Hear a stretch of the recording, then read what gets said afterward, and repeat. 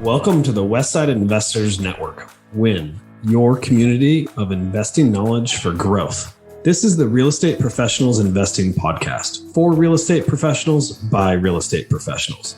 This show is focused on the next step in your career, investing. Thank you for listening. And please, if you like our content, rate us on your podcast provider. Just a quick disclaimer, the views and opinions expressed in this podcast are for educational purposes only and should not be construed as an offer to buy or sell any shares or securities, make or consider any investments, or take any other action. And now, AJ and Chris Shepard. We've got an amazing show for you today. Paul Moore will be joining us to talk about DSTs, or Delaware Statutory Trusts. He will share with you why DSTs exist and how they are different from syndications and tenant in common structures. Also, he'll discuss what the biggest benefits and drawbacks of a DST are for both the investor and the operator. Paul, welcome to the Westside Investors Network. All right. Today we've got Paul Moore with us. Thank you, Paul, for coming on the show. You are the managing partner and founder of Wellings Capital and then author of the book, Storing Up Profits. Paul, thank you so much for being on the show. Do you want to start off by maybe just telling us a little bit more about yourself? Yeah, I started out with an engineering degree, which was my first mistake. And then I got an MBA, went to Ford Motor Company. I was itching to be an entrepreneur the whole time. So actually got into a little bit of real estate early on. And then we ended up starting a staffing firm. We ran that for 5 or 6 years, sold it to a public company. And I found myself in 1997 or 98, I should say, living the dream. I was 34 and semi-retired, started a nonprofit organization. I thought, man, I'm going to be the best father and best husband, best friend ever. And I became the worst in all those categories, man, because I was a high energy entrepreneur and I did not know at all, what it would mean to actually not be working like 60 hours a week. And so anyway, I got in residential real estate, started flipping houses, literally at first for fun and to help my friend. And then it became an obsession. And I went from flipping houses to flipping waterfront lots to doing ground up construction, did a subdivision, did a multifamily deal or two and a hotel in North Dakota, and eventually landed squarely in commercial real estate, where I wrote a book on multifamily in 2016 and then the self-storage book in 2021. So that's kind of my quick background without taking a breath. Oh my gosh, so much there. So much exciting stuff to talk about. What inspired you to write a book? Yeah, so back in 2008, I was doing this residential real estate website at Smith Mountain Lake in Virginia, and I heard from this marketing guru that you need to write a book to become the expert. So I wrote the definitive guide to Smith Mountain Lake real estate. And I tell you, I made so unbelievably much money, not selling the book, but because people would contact our website and say, well, if I'm going to buy a $500,000 or $1 million home, I want the expert, I want the author. And of course, I wasn't really available that much. I actually passed all those leads to our agents, and it was unbelievably helpful. So when I got into multifamily full time, I decided that's what I want to do again, and then self-storage now. Pretty awesome. Go ahead, AJ. Educational platform. Well, I was going to say earlier, I really appreciate that you're an engineer. I'm a mechanical engineer degree as well. So I find that the engineers in real estate really have this exceptional ability, not toot my own horn or anything. But so Paul, you are also just an expert on DSTs. And what's a DST? That's what I want to know kidding. Sorry, I'm just kidding. Honestly, I think which DST? Yeah, which DST? So there's Deferred Sales Trust and Delaware Statutory Trust, which is what we are working on. And so you're more familiar with the Delaware Statutory Trust, is that right? Yeah, that's right. Yep. So, it's something that's been around for a while, I thought. Yeah. But they're kind of elusive to us. I have not participated in one, but I really want to know more about how they work. What even prompted the invention of the DST? Yeah. So there's other types of DSTs, but for our purposes, we're talking about a vehicle that allows people to continue basically to have a vehicle to place their 1031 into without actively managing it. Most of your audience probably knows that 1031 exchanges have been around for a long, long time. And the IRS challenged a 1031 exchange, I believe, in the 80s or 90s, and they had a big lawsuit. I think it went to the Supreme Court, and they ended up codifying, how a 1031 exchange works. And the IRS made the rules like totally onerous. As many of us know, then you have like 45, you have to give the money to an exchange administrator. You have 45 days to choose 1 or 2 or 3 assets that you might replace until you have 6 months to close. There's just tons of downsides. It sounds easy till you try it.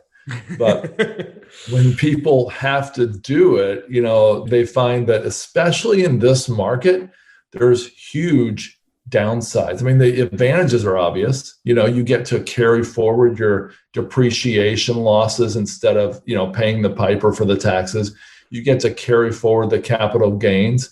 I mean, we've all seen those charts where if you can invest tax-free versus tax, if you took $1 and doubled it daily for a month, you'd have like $1,030,000. A penny. If you take a penny for 31 days, it's $5 million if you double it. Okay, great. But do you know if you had a tax, like a 45% tax rate on that, it would be only a small fraction of that. Sliver. And I mean a small fraction.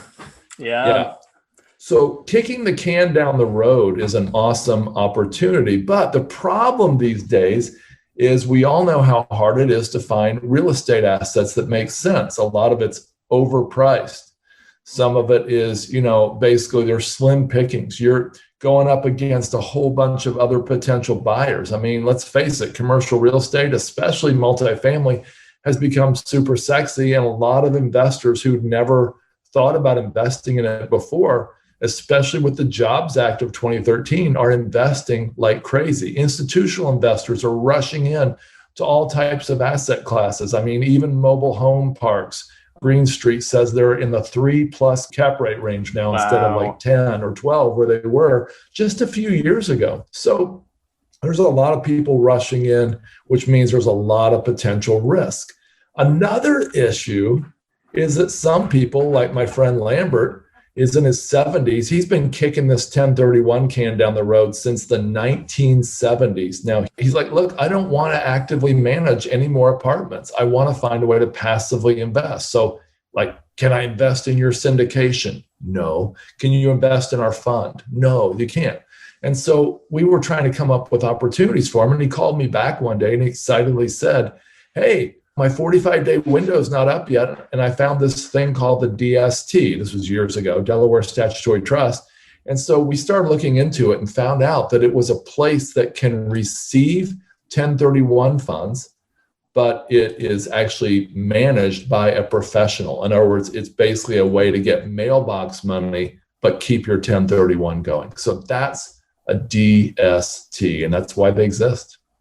Very, very interesting. So at some point in the past, there was something called a TIC, a tenant in common. Yeah. I mean, it's still out there today, but from my understanding, that's fallen way less out of favor, and it's rarely used now. Yeah.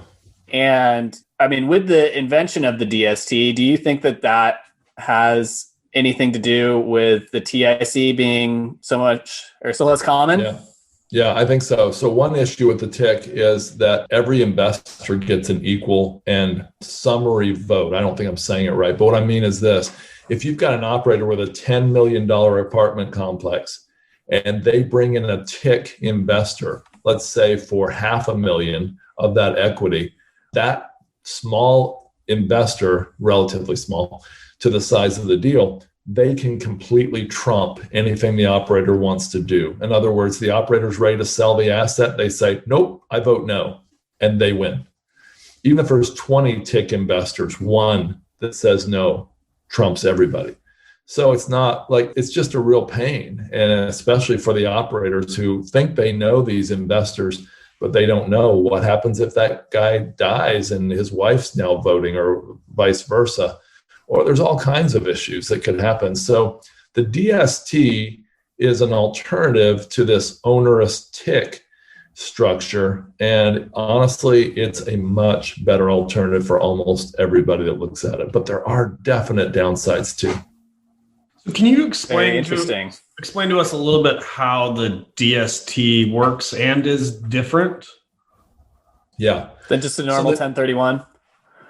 Yeah, you bet. So a Delaware Statutory Trust is an ownership model that creates a legal entity that allows co-investors, they're almost always accredited investors, to invest with a sponsor. And they basically, their share, let's say it's $100,000 out of a $10 million DST, that I believe that's 1%. That 1% share is treated as its own little ownership property. In other words, it's treated sort of like the tenant in common, in the sense that you get to preserve your 1031 exchange, but it's managed by a third party, meaning you have a professional owner operator who's doing the asset management, the property management, and you're basically just getting what's typically a projected predetermined return. In other words, you're not like worried about all the value adds. You're not worrying about changing out the kitchens or any of that stuff. In fact, the DST is not friendly to that. DSTs are set up for really stable assets. And so when we did one, we were kind of a rarity doing a self-storage property. Most of the people doing DSTs are like triple net leases, super stable, predictable income without a lot of, hassle or drama in the making. I'm assuming that they're set up in that like yield manner just because there's like some caveats with the structure. Is that the case? Like, why are the yield type plays, you see more of those as DSTs? Yeah, I don't really understand why the DST is set up that way, but I do know that our attorneys advised us across the board that we didn't want to have assets with a lot of drama. Like if it was a value add, it wouldn't even work. They wouldn't even allow you to do that. If it was something that might have a significant increase, or worse yet, decrease in net operating income or vacancy or stuff like that, it would just be a really, really bad asset type for a DST. I think that's one of the reasons you usually see these triple net leases, because, hey, it's a Walmart store, or I should say a Walgreens or CVS, or even an Amazon warehouse. I know that there's some of those. And so you get a fractional share of that huge asset as an investor. Okay. And so with the DST, is it an entity that is set up on a per asset basis? It wouldn't be like you would plan on buying multiple different assets with one DST. Right. I mean, I can imagine like 3 assets that were all in a group being, purchased, like, 3 self-storage assets all in Plano, Texas, all near each other, kind of bought as one, from one seller at one time. But yeah, it wouldn't be a fund. Like our fund, we have all these different asset types, different operators, different geographies, all that. That would not work for a DST. So, I mean, the way that you kind of described it, it sounded a little bit like syndication, but I mean, it's different than syndication, and it has the ability to accept 1031 exchange funds. Like, what else makes it different than a syndication? Yeah, so it is pretty similar to a syndication. One downside is these are typically sold by broker dealers. And honestly, I think that the fees they charge, I mean, I'm sure they're worth it for some people, like people who are desperate and need to get a 1031 done, but the front end fees and loads are pretty high. They can be like 6 to 11% right off the front. And so that's one way it's different from most, Reg D 506 syndications and funds, that we're all used to. But yeah, other than that, it's very similar to a syndication. They've got projected yields. Yields are typically really low. Honestly, they range from 4.5%, maybe 4% even, up to 9% usually, but the vast majority are 4 to 6%. And you can see why. I mean, there's not much risk and drama with a CVS or Walgreens. And so that's kind of how most of them are set up, to be honest. I've done a little bit of research on DSTs in the past, and I, obviously wanted to talk about multifamily and the DST structure. And the conversation just ran into, well, this needs to be a stable asset. You can't invest any capital into this asset. Yeah. It needs to be operated as a, normal ongoing business operations. You can't, there's no capital calls in DSTs. And essentially it pretty much excludes multifamily from being in a DST structure. You would think, but if you got a really stabilized product that you have a set time horizon on, let's say you want to go 10 years or 5 years, and you've done all the value adds that you plan to do, you can do multifamily. In fact, there are quite a few. I would have thought the same thing, but there are quite a few multifamily DSTs. Now, there are even self-storage DSTs. Like I said, we did one. And then also mobile home park DSTs, which is really rare, but they're out there. And now here's a word from our sponsor. Get things done while you're on the move. Learn more about working with a virtual assistant through Offsite Professionals. It's a great way to get all the things done that you need to get done. Have freedom in your time and streamline your life by automating your business. Stop spending time on the tasks that you can delegate and start spending more time on your superpower. Call us today at 503-446-3177 or visit our website at offsiteprofessionals.com. And so will you walk us through your DST? So what was it like to create it? And then how did you find the 1031 exchange funds? And what was it like going through that process? Yeah. And so we would have lots of investors contact us with a 1031 exchange. I mean, I had one yesterday, a couple $100,000. I got to place it. I got 43 days left. I'm getting nervous. And so this kept going on for years. We finally, like I said, we heard about the DST. We researched it. We got with our attorneys and we got, this DST up and running. What we did is to try to lower the risk for investors and for everybody, we actually selected an asset that we'd already invested in our fund. And we took an asset that had already been completely stabilized. It was just running, I was expecting rate increases every couple months, like self-storage often does, but not expecting any huge drama. And there hasn't been, in fact. But we acquired it for the exact appraisal value into the DST, and that was $4.6 million. When you tacked on, we don't even use broker dealers. I mean, we literally raised the money ourselves. So we had no broker dealer fees, no sales commission, no due diligence fee, all that stuff on the front end. We kept it as lean as we could. But even with all that, the attorney's fees, and the debt, the fees on the debt, the basically other fees got us up from 4.6 million to around 5 million. So we have this $5 million purchase. Now, this is one of the downsides for the operators, guys. The operator takes on all the debt, obviously, just like a syndication, and that shields. By the way, that's a huge advantage for investors. They don't have to take on any debt in their name at all.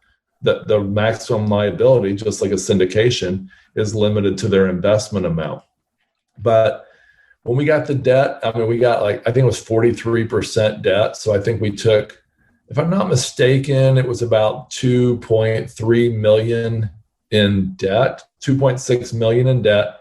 And then the other 2.4 million was equity. So we had to go raise that equity. So we started putting the word out. We were on the Real Estate Guys radio. We put the word out with our investor list and other places. Hey, if you've got a 1031 exchange, and you don't want the hassle of continuing to operate the next asset and the risk of overpaying for an asset or not even finding one in time, then this might be an opportunity for you to get, into this passive investment and preserve your 1031 exchange. And so over about 4 months, we raised that 2.4 million in equity, I believe it was. We were up and running. Now, if you think about what I just said, we had to front that money. So in other words, that's a disadvantage for the operator. You've got to front the money to buy the asset, and then you get repaid by investors who come in over the next months or even years. And so that's a risk for the operator. So, but you were taking this from your fund. So essentially you as the operator purchased the property at the appraised value from the fund and then sold shares as a DST entity? Yeah, that's right. I mean, we were not actually the operator. Our fund actually invests with the best operators we can find. And one of our operators had this asset. And their investors, by the way, got a wonderful return on this. I mean, they had raised the value from 2.4 to 4.6 in a short time. Yeah, that's great. Yeah. I got another question. Like, what happens at the end of a DST? Like, I'm kind of getting that they're typically longer type deals. You mentioned 5-10 years. I'm assuming that they're kind of like 10 or 15 year type deals, but like, what happens at the end? I'd like to say that they're long deals, and I'm going to tell you why I'm going to tell you something horrible about that in a minute. But I did a special report on DSTs, and I didn't even realize when I wrote the report that a lot of these folks set these up to be 6, 8, 10, 12 years. We set up ours for 12, and we're committed to staying the course. But a lot of these operators are getting these offers they can't refuse, and they're closing these DSTs out in 2.5 to 3 years. And we all know that that's happening in commercial real estate right now. People are getting these massive offers. And so you think, hey, somebody got in, they did all the due diligence to invest $100 or $1,000 or $1 million in this DST. They want to let it go and not think about it while they enjoy their life or their retirement. But then they get notice in 2.5 years, oh, we're selling. We'll happily transfer you into our next DST. Okay, well, that didn't sound so bad, except think about this. All those sales commissions, loads, and fees are paid again. And so that is a downside for investors. They're just like churning them. They're churning them. And here's the thing. We found out by doing a DST that the operators don't make that much money. Look, all the profits except for a small, basically a management fee and a small override, go to the investors. And at the end, whether it's 2.5 years or 12 years, the capital gains are all paid to the investors. There's no profit sharing at all. All the operator can do is get like a 1% liquidation fee. And so to answer your question, when the asset's sold, the money's returned to the investors, and they can do another 1031 exchange out just like they got in with the 1031 exchange. Typical returns, again, maybe 5% a year through the course of the life of the asset. And then maybe the appreciation might be, who knows, 3, 4, 5, 10% a year as well on the back end. So the appreciation advertised by these DSTs is really low. They're projecting it really low. And I think, though I can't prove this, I think the reason is they plan to take an early offer and get out and then churn that money again. That's why I think you don't see much potential upside with these. Well, I guess I kind of see an application in like maybe a newer building, like some build that just gets done, it gets 100% leased up, and then like, you know, that it's brand new. And so you don't have a lot of fixing up to do, no capital improvements. Right. And you know, it seems like you could run that for 10 to 15 years and do pretty good. But I hear what you're saying in the churn. I mean, one other question that I would have for you is you said that broker dealers are the ones that are pushing these. Like, how else can you find DSTs and find people that are doing this or using this sort of mechanism? I'm not saying this to advertise because honestly, we don't have any DSTs available right now. So it wouldn't help if I was advertising, but I'll tell you, we did not find one other DST ever that was done without broker dealers. But we asked our attorney, we said, what's in the law? What says we have to use broker dealers? And the attorney scratched their head and was like, well, everybody does. And I said, what in the law says you have to? And they couldn't find anything. So we did it without broker dealers. And so our investors didn't pay that front end load. You know, I want to correct that. I did hear a rumor, and that's about it, that there's a company called Red Dot Storage that has some, and they might be straight to the investor without a broker dealer. People can check them out. I'm not recommending them because I don't know them, obviously. So, like, we know that syndications have like rules when it comes to the SEC exceptions. Are there rules related to DSTs when it comes to advertising and investment? Basically, it's the most similar, I would say, to a Reg D 506C, which is something you can advertise as long as you're only taking accredited investors and they're verifying their accreditation status. Okay, so this advertising of DST is essentially limited to accredited investors? Mm-hmm. Well, I mean, it doesn't actually have to be. I heard that, though I've never verified this, I've heard that some people, you could put non-accredited, like the 35 non-accredited, like a Reg B or Reg D 506B, I mean. I've never verified that. And everybody I asked said they'd never once heard of a DST that was anything below accredited investors. Very interesting. So what was it like working with, I mean, I'm assuming you worked with attorneys in Delaware, correct? What was it like setting it up, and like, did they make it easy, or was it a pretty difficult process? Yeah, the attorneys weren't in Delaware. There's people all across the country that set these up. Richmond, Virginia seems to be for whatever reason, kind of the hub of the DST realm. And so there are at least 3 major law firms in Richmond who compete for a lot of this business. And also WealthForge, which is one of the broker-dealer management firms. They actually have a large percentage of the DSTs.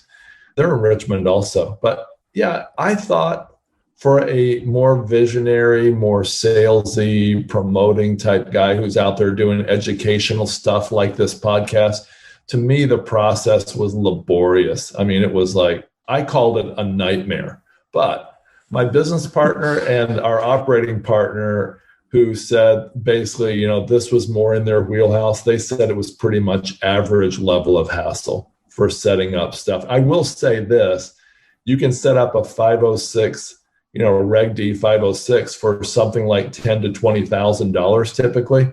This was many times that, trust me. I mean, the typical quote we got was $100,000 to $120,000 just to set it up. And so that made sense at the $4.6 million level. That seems barely. Yeah, I tell you, we didn't pay that much. We actually got a much, much better deal with the hope. This attorney was thinking, well, hopefully they'll come back and be a regular client and do a lot more of these. And we can talk about why we haven't yet in a minute. But it made sense in the sense that the 9, 10, 11% sales commission wasn't there. So that was one of the reasons it worked. I mean, if we were a $50 million DST and paid $120,000 to set it up, and that would obviously be way, way better economies of scale. Very interesting. Well, I'll ask the question, why aren't you jumping to do more?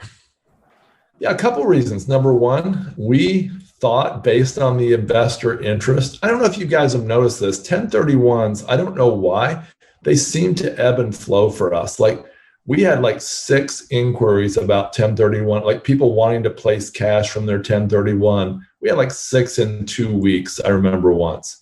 And then another time we went like a month without getting any. Well, they didn't fill up as fast as we thought. I mean, the 2.4 million we thought would be raised in a few weeks, and it actually took like 4 months. That was one thing. That's not so bad. The other issue is when the new president went into office, there was a threat that the 1031 would be either eliminated or more likely significantly limited. And so with 1031 exchanges being potentially eliminated or, cut way back, we didn't think it was worth the risk. I mean, we'd like to do a $20 million one next, maybe 4 times larger. Not worth the setup cost and hassle and risk if there's any chance that 1031s are going to go away. That's the issue. Interesting. Do you feel more comfortable that 1031s removed from the chopping block and that maybe something in the future? Or Are you guys still worried that it's a possibility that they could be regulated a little bit more? I think it's extremely unlikely. We all remember the IRA scare back in October, where they were talking about, like greatly limiting or maybe eliminating certain IRA private level placements. benefits. Yeah, that's it. Private placements. I couldn't remember that. I think this is nothing like that. I think it's extremely likely that the 1031 will go on as it is. I mean, let's face it, there's probably a lot of people in DC that use 1031 exchanges. So I think it'll go along, but I mean, we couldn't risk. I mean, there were fees getting the debt set up. There were fees getting the administrator set up. There were lots of fees. And honestly, it would not make sense for us to do all that and then see it go south. Yeah. Do you find the deal first and then set up the DST, or do you kind of set up the DST and be like, all right, once we've got all the structure set up, we'll go find a deal? Yeah, we definitely find the deal first. The structure, we launched this right the same month that COVID hit the headlines.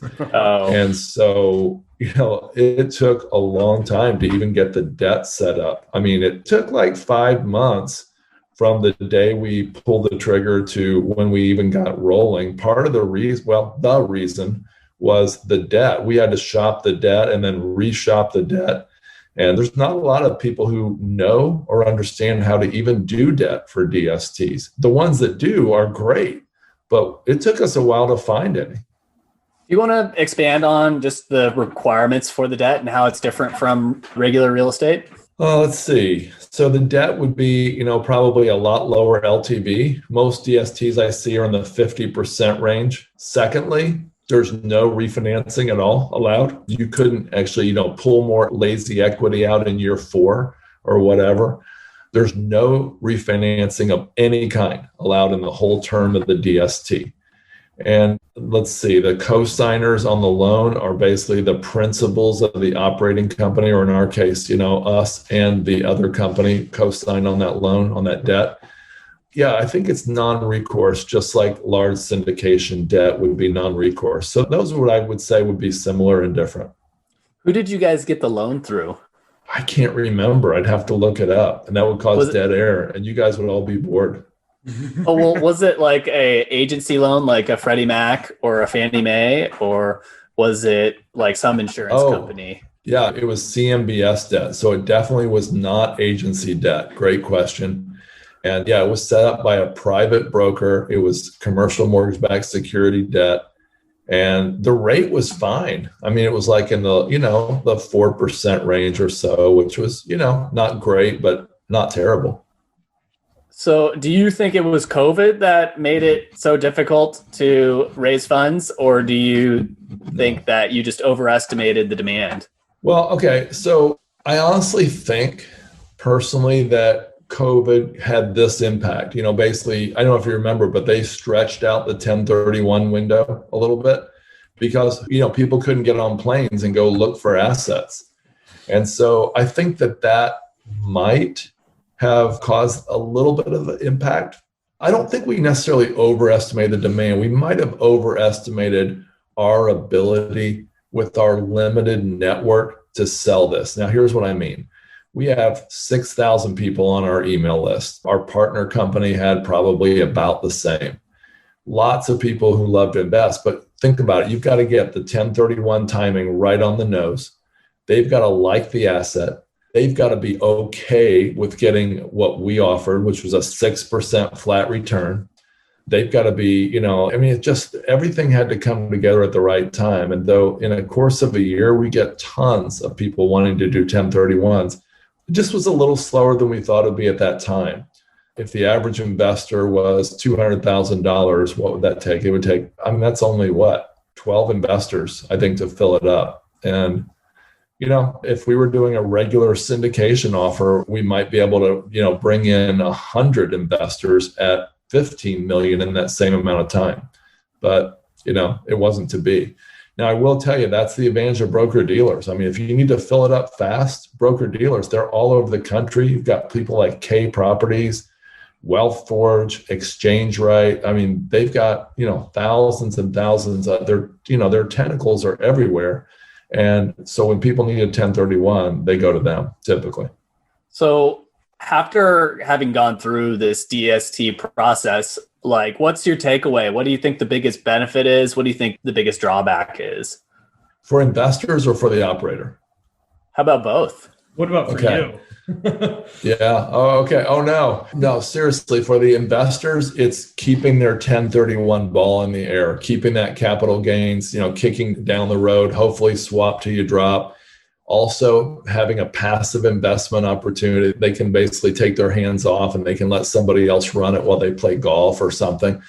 The investors get 100% of the appreciation. The investors don't have to take on debt.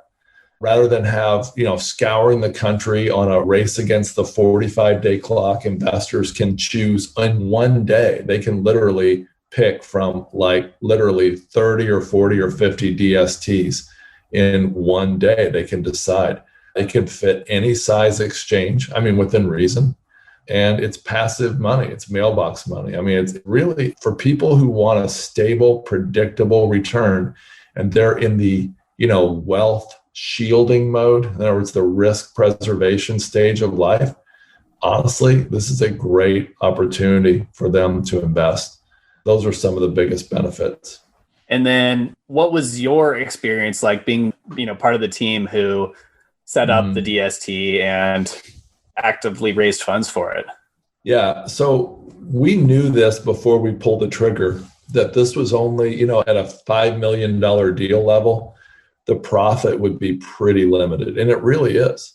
We viewed this as a stepping stone, again, before the administration change, to much, much larger DSTs. There are DSTs out there, some of them are 30, 50, or $100 million or more. And so we're talking, the economies of scale, when you get broker dealers bringing in the capital, are really good for them, especially when they're churning 2.5, 3 years instead of 10. We're committed to a 12-year window. We didn't charge broker dealer fees.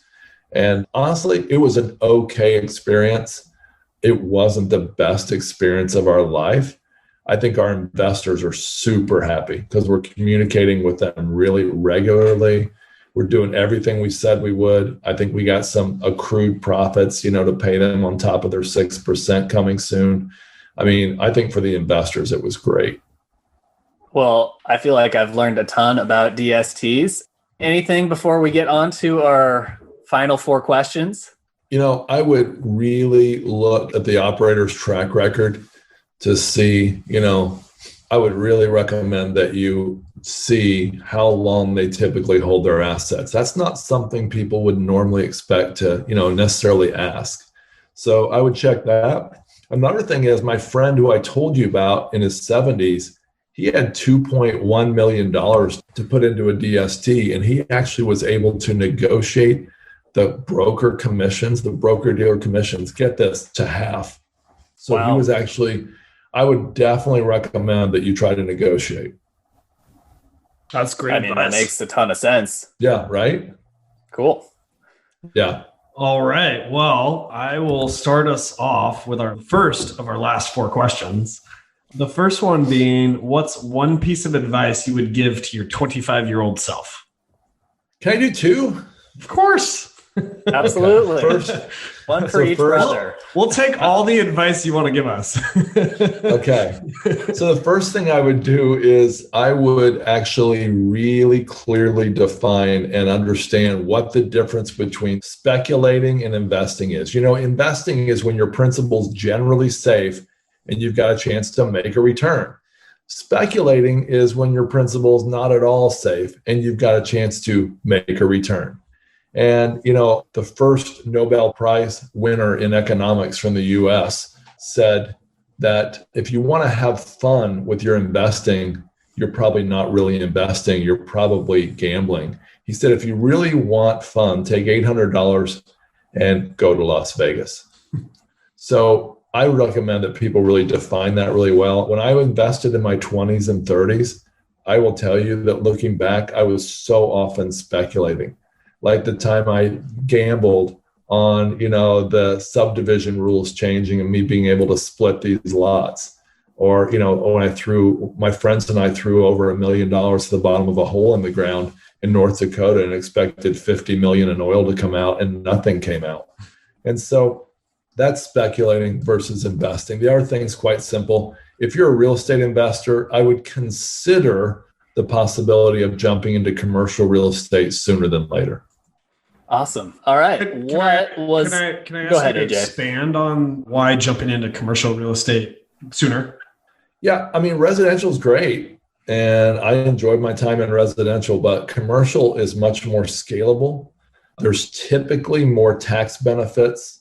As a syndicator or a fund manager, the tax benefits are unbelievably amazing, and the opportunity to scale is much better. I mean, a friend of mine had 105 single-family homes in Cincinnati, and then he went out and bought 100 or so unit apartment complex. And he was like, oh my gosh, I can't believe how much easier this is than having about the same number of doors in the single family realm. So it's just so much more scalable in every way. I mean, most of the Forbes 400, the wealthiest people in America, invest in commercial real estate. There must be a reason why.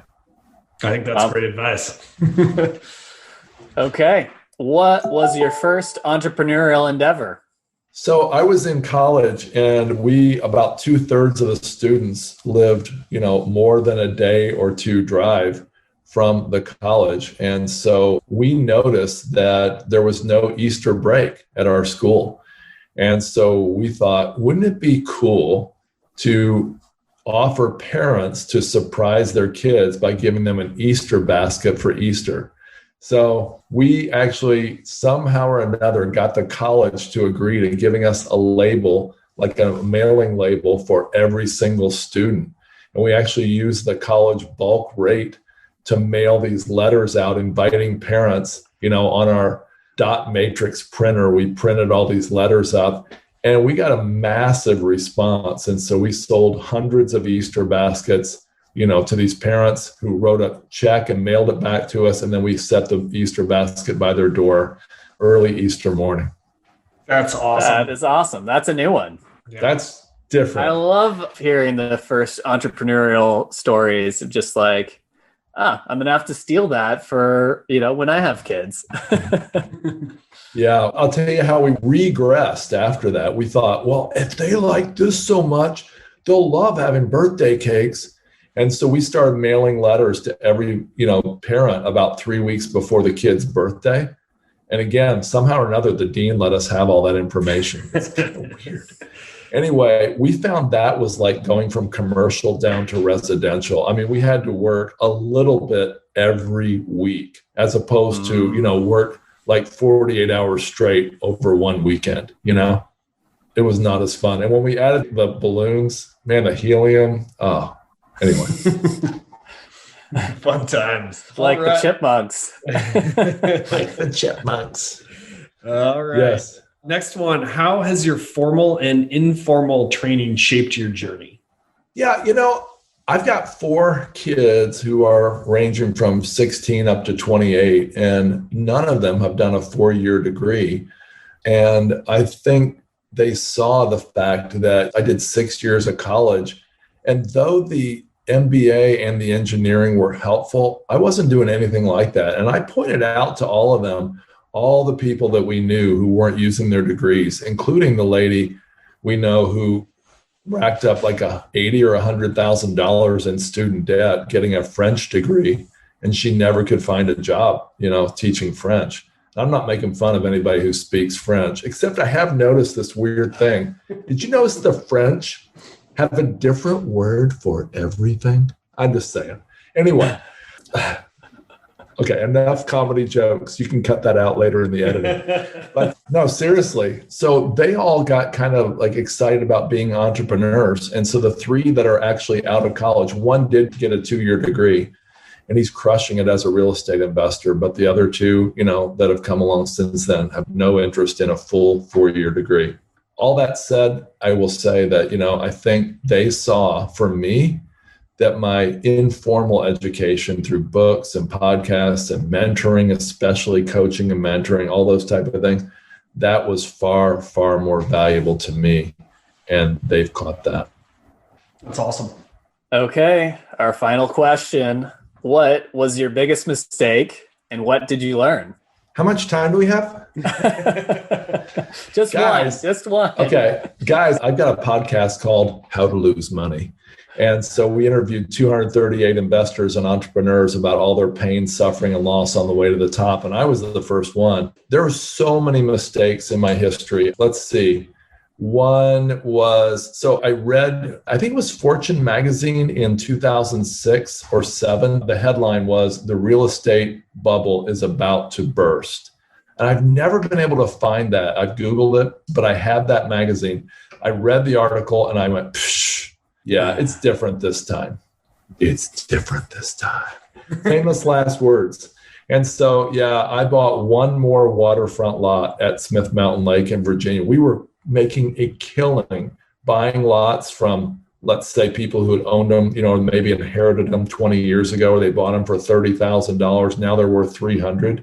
And we would give them a fair price. We'd go in and clean it up, fix it up, put a park bench on it, maybe get a dock permit, beautifully marketed on our website. Well, I bought one more lot, and several people in my sphere of influence said, I wouldn't buy that lot. So I actually did, and I lost hundreds of thousands of dollars on that lot, and it was a long and painful experience. So that was my worst individual deal for sure. So if you could go back and what information would you take in to, be a little more educated in that situation? Yeah, I think a lot of it was hubris, just, thinking that, I can overpay for this lot a little bit. And I didn't see several other risks that were, that I should have seen. I think the best information, if you wanted to go back somehow in time and give me Howard Marks' book, Mastering the Market Cycle, Getting the Odds in Your Favor or on Your Side.